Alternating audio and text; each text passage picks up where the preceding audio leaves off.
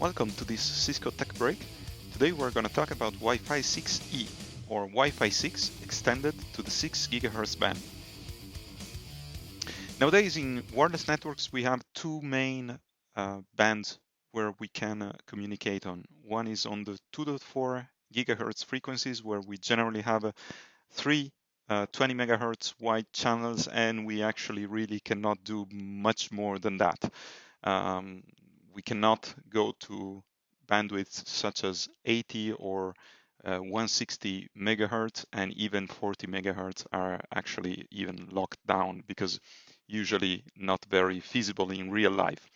On the other hand, we also have a 5 gigahertz band where we have a little bit more choice on the number of channels.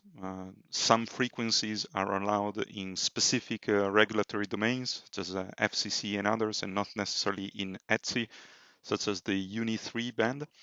Some other channels are, let's say, ruled by specific techniques to avoid interfering with weather radars, so they're not necessarily that beneficial, even though available. So there are still some tips and tricks there, but generally speaking, we have a fair amount of 20 megahertz wide channels. If we aggregate some of those, we still can get away with some 40 megahertz wide channels without having co-channel interference. Going to 80 megahertz width, it starts being a little bit challenging, but in few cases it could still be done, let's say. And actually, 160 megahertz wide channels are actually not very feasible in real life. We have at best two we can use, but it's very risky to get co-channel interference on those bandwidths, so they're generally not even used at all. So as we can see, still we have some good amount of channels, but if we really would like to go to those larger bandwidths to take advantage of higher throughputs, especially with Wi-Fi 6, for example, well, that's not really possible with the frequencies we have at hand today. And recently, actually, the FCC in the US, so the regulatory body for radio frequency usage in the US, at the time this video is being recorded, of course, a few days ago, approved unlicensed usage of an additional band of 1200 megahertz around the 6 gigahertz frequencies range for Wi-Fi devices, of course. Now, these new frequencies will be used specifically for devices compatible with the Wi-Fi 6 certification or later when those will be available. And specifically Wi-Fi 6E or Wi-Fi 6 extended will be the name the Wi-Fi Alliance will use to certify those devices capable of supporting Wi-Fi 6 in those extended frequencies in the 6 gigahertz band. And of course, those frequencies will also be used for future certifications and standards. Now, the first devices should see the light around the end of the year 2020.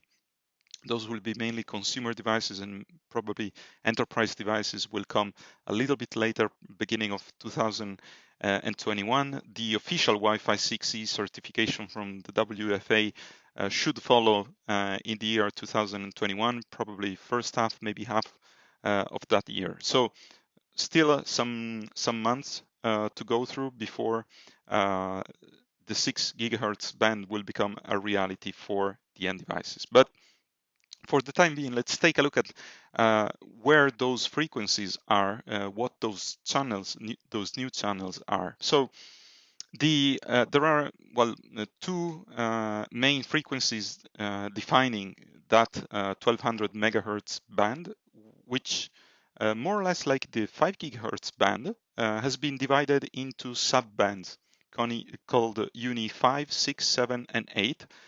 Pretty much as in 5 gigahertz, we had Uni 1, Uni 2, Uni 2 extended, and Uni 3. So now we have Uni 5, 6, 7, and 8. And if we would have to make like a very basic calculation, 1200 megahertz divided by channels of 20 megahertz width would give us 60 channels, right?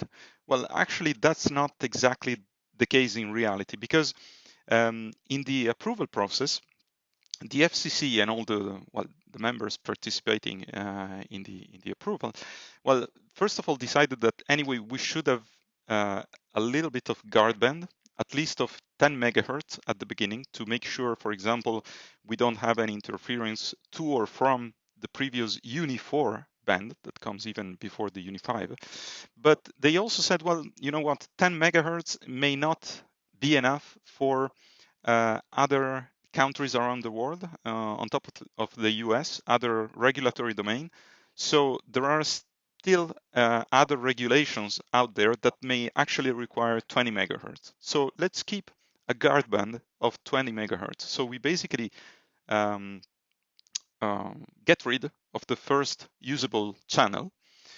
And after those 20 megahertz, we of course need to add 10 more megahertz to get to the center frequency of our first 20 megahertz wide channel.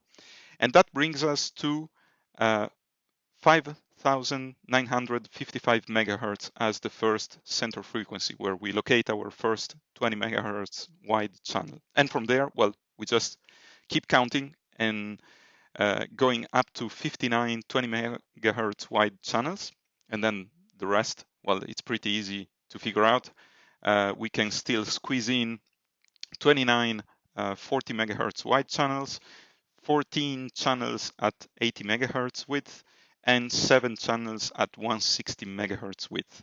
So here we can see that those 160 megahertz wide channels are becoming more and more a reality. You can see that some of them are marked with a lighter color, and we will see why I tried to, well, represent them this way in the next few minutes when talking about the power level. So now we can see that those throughputs at 1 gigabit per second or even more are becoming more and more of a reality in the 6 gigahertz band, where we can use those 160 megahertz wide channels, and even devices such as probably future smartphones or tablets not supporting too many spatial streams, just even two, could actually bring us to a real throughput of 1 gigabit per second or even more. And also devices, for example, with a lower modulation type because of the radio conditions, but being capable of going to 3 or 4 spatial streams, thanks now to the possibility of using more 160 megahertz wide channels, can still go beyond that 1 gigabit per second. So it becomes really, really interesting in terms of throughput nowadays. What about the ETSI regulatory domain? What about, for example, Europe or other countries outside Europe, let's say, using the same principles? Well, for the time being, ETSI is still undergoing some proposal processes. The final approval is expected to be probably around half of 2021, probably the second half. It's still too early to tell. And the first, let's say, proposals are indicating that ETSI may use only the Uni 5 band. So not as many channels as the FCC approved, but still much more than we currently have with the 2.4 and 5 gigahertz band. However, again, it's still too early to tell at the time of this video recording. So we'll need to wait for some more months, probably a little year. If we go back to our, let's say, frequencies as approved nowadays by the FCC, so we see quite a lot of channels, 4 sub-bands, and also some new, let's say, regulations and notions about power level coming up. So first of all, in the FCC approval, there are 3 main categories of devices being defined. The standard power access points for indoor and outdoor operations, the low power access points for indoor operations only, and then of course, the client. Standard power access points are limited to the Uni5 and 7 bands with a maximum EIRP of 36 dBm, assuming a 20 megahertz wide channel and assuming that the wireless infrastructure applies the so-called AFC function, and we will see it in a few seconds. For low power access points, we are limited to a power level expressed in dBm per megahertz, and we will also see why that has been done. And clients is pretty simple. Whatever the maximum EIRP is for the access point at that frequency, well, clients will be allowed a maximum EIRP of 6 decibels less. So, of course, when the client will not be able, for example, to go up to 36, but just to 30 dBm of EIRP with a standard power access points, also the access points will lower the power probably to not to have one-way communications, but generally speaking, access points will be able to go a little bit higher, for example, when using point-to-point bridges or similar. There is also a fourth category of devices which is still under evaluation called very low power devices for indoor and outdoor operation that we will also see in the next minutes. Now, standard power access points, so for indoor and outdoor, will be allowed only in the Uni5 and Uni7 bands at a maximum EIRP, so basically the power measured when the signal leaves the antenna, so it's the transmitter plus the antenna, which stands for effective isotropic radiated power, basically. That will be capped to a maximum of 36 dBm, assuming a 20 megahertz channel width, with the requirement to comply with the automated frequency coordination function, which is basically the capability of the wireless infrastructure to verify that the access point in the same geographical location is not interfering with other systems deployed in the same location and on the same frequencies according to a central database of frequencies. Now, how that kind of central database will be contacted, how we can check against that database, how we evaluate the geographical location of the access points, those are still open questions to be discussed in the next weeks or months. But, well, assuming the wireless infrastructure will be able to verify that, the access point will be able to go up to 36 dBm. Now, those lighter colored channels that I marked was because some of those channels are in common between the Uni6 and the Uni7 band and the Uni7 and the Uni8 band. So there are some channels we cannot use for standard power operations where we cannot go up to 36 dBm with AFC. So depending on the center frequency and the channel width we choose in the Uni7 band, we may not always use all those frequencies there. The Uni5 is just fine as it is. Second category of access point is the so-called low power access point. And the FCC here decided not to go for the maximum EIRP, assuming a 20 megahertz channel width, but to express the maximum power limitation in dBm per megahertz, or what is called also PSD, power spectral density. Now, to know why they did that, we need to take a few steps back and show how well actually the EIRP and the SNR are working as a function of our channel width. The SNR is the difference between the received signal strength or received signal strength indicator, RSSI, and the noise. The RSSI is a combination of different factors, the EIRP, when the signal basically leaves the source, plus the gain at the receiver, the antenna gain, minus the loss from the source and maybe a few other factors. And to that, we need to subtract the noise. And the noise is a combination, well, of multiple things. And apologies for if the maths are not fully precise here, but it's a combination of noise figures, which could depend on the environment where we have installed our wireless infrastructure, plus some thermal noise or background noise. If we expand these equations, and specifically the thermal noise is, well, a sum of multiple things, a logarithmic function of a Boltzmann constant times the temperature, and here times 1000 because we are reasoning in milliwatt, hence in dBm.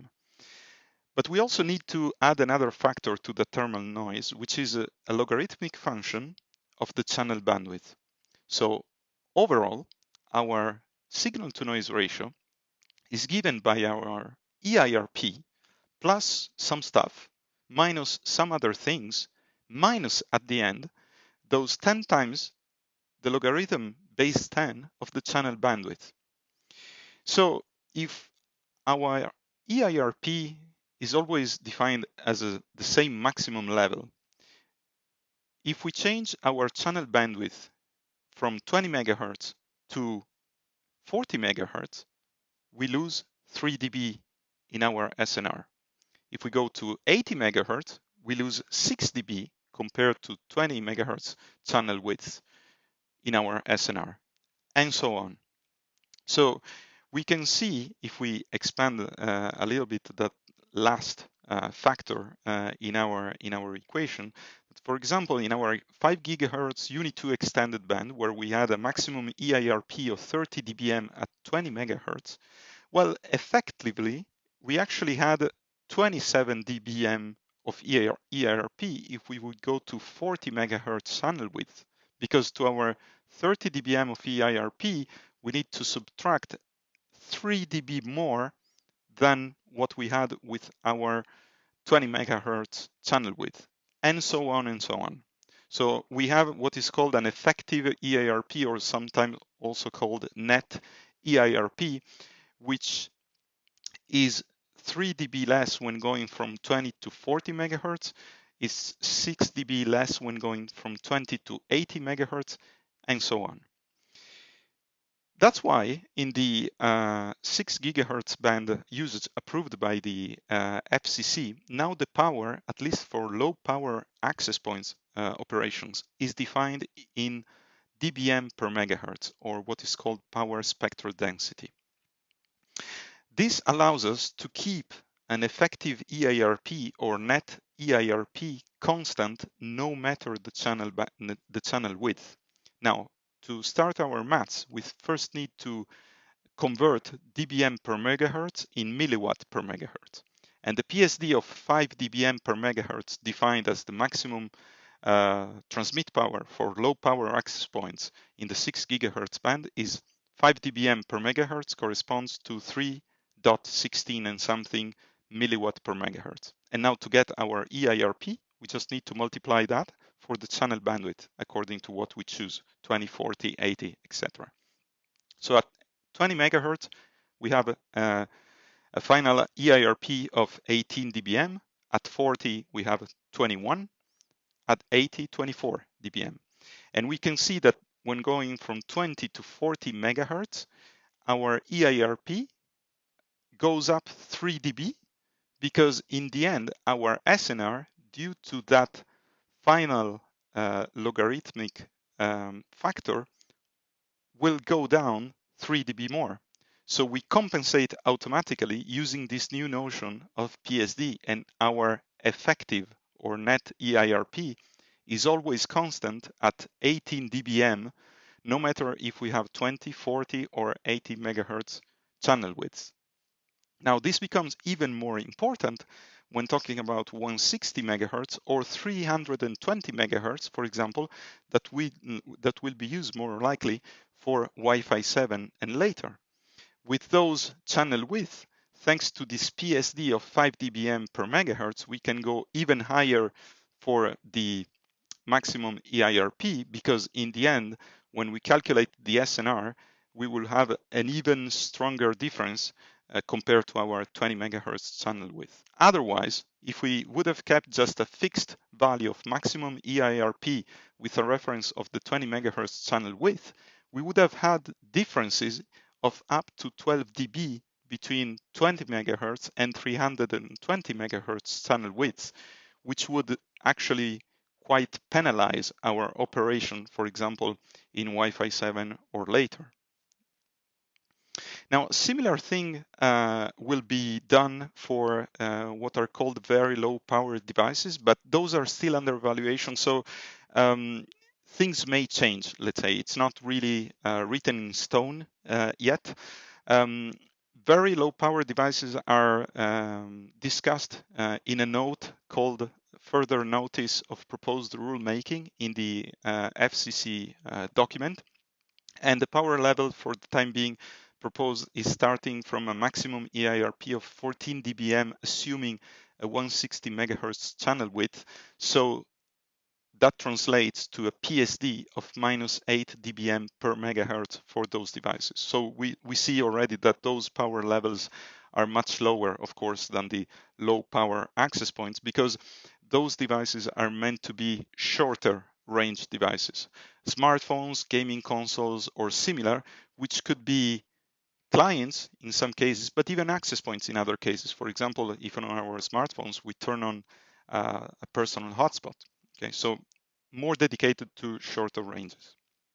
So we can see that with this new 6 gigahertz band coming up and the Wi-Fi 6E certification for Wi-Fi 6 operation on this 6 gigahertz band, we will have some better, faster, and stronger Wi-Fi, hopefully, with those additional channels, some more, let's say, adapted power levels and device categories. And of course, those 6 gigahertz frequencies will probably be reused also for later standards after Wi-Fi 6E, such as Wi-Fi 7 and more. And of course, Cisco is engaged in all these certifications in the usage of these frequencies. Please do not hesitate to go back to your Cisco representative for even more information and details on all these new frequencies and standards. A quick reference in case you would like to check out the official document of the FCC. Thank you very much again for your attention, and to the next video on this tech break.